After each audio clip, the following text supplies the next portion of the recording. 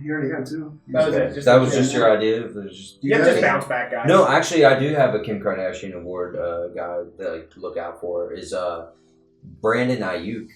I think Brandon Aiyuk is going to get his shit together after he was injured. Now, I know he was injured for a while, and people were like, "Whoa, he's just injured." He was sucking before he was injured. Yeah. He was not doing good good. game where he had literally it was week 2. He had an awesome game, and other than that, I don't think he cracked 40 yards. Yeah, I think he would probably be my most Kim Kardashian award winner candidate. So I think he's just going to get his shit together. I think he was injured. He had plenty of time. I think I think he's obviously good. Like, he's a good player. So something's going to change to where he's going to get better and be good. But he had every reason to be good whenever he was playing, when he was actually playing this year. But yeah, I do agree with that. I think he's a quality bounce back candidate to have a nice year. You know, we've seen him break the top 12 twice now in 2 very different ways. We've seen the low receptions, high yardage per catch totals, and then we've seen him get peppered with targets too. So we know he's capable in a multitude of ways. So do it. But I think the big thing that people forget about him was he didn't go to any of training camp. Like, he showed up like 5 days before week 1 and played. Yeah. He was totally out of sync with everything, not in game shape. Yeah. In my opinion, obviously he's been rehabbing, but he's probably full strength by spring training. I got a fantasy baseball draft this weekend. But by training camp, I think he should be full go. Yeah. And with all the rumors about Debo being gone too, that's just created touches and plays that, in my opinion, there's no one else on the team that fits that. That fits the Debo style. Yeah. It's just going to be, okay, we'll just give the ball to McCaffrey. Right, yeah. We'll just run the ball instead of doing that. Yeah. So if they take those off, I think it just opens the window for a few more plays per game, where it could go Ayuk's way. Yeah, and I think the only people that could stop that is Pearsall and Jennings. More Jennings than Pearsall, but because Jennings took a big leap, I think, this year. Yeah. But yeah, I just think we saw a big bounce back from Kittle too. But again, I think they kind of became the necessities. Yeah. Definitely with Jawan Jennings.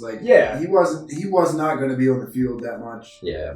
Well, actually, you know what? He did have a good game when Aiyuk was there, but he put up 300 yards. Yeah. So still though, Aiyuk, he had some bad games, but he played what, 5 or 6 games? Yeah, I think it was 5. So, dude, when you were watching him, you're like, dude, he just dropped that 2 times. Yeah, he had a few drops. It didn't look good. Bad ones. And, obviously all we've said about him was how awful and hurt he was this year, right? And how he didn't show up at training camp. That's what everybody remembers about him. You can get Brandon Aiyuk pretty cheap right now, in my opinion. And I think if you were smart, you would have done it mid-season at the deadline, like you guys made a deal. What did I give you? Xavier, I think you gave me something else too. Yeah, there was a Herpes. second or third on there maybe or something. I think. Okay. But still, I mean, that's a pretty cheap price for Aiyuk, in my opinion, if he can be what we've seen him be for 90% of the Copper's out on him. I guess you're out on him.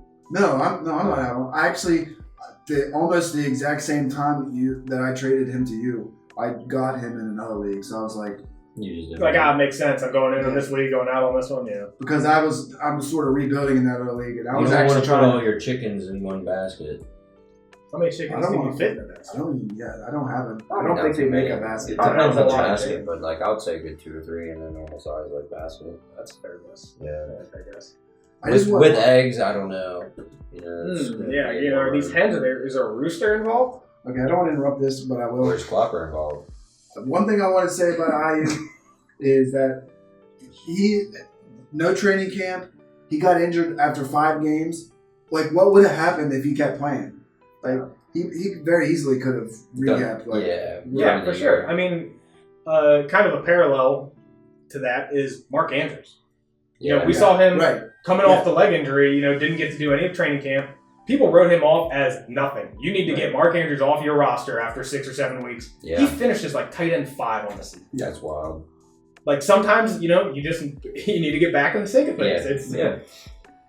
Some players need it, some players don't, but I would imagine that more players need it more than not.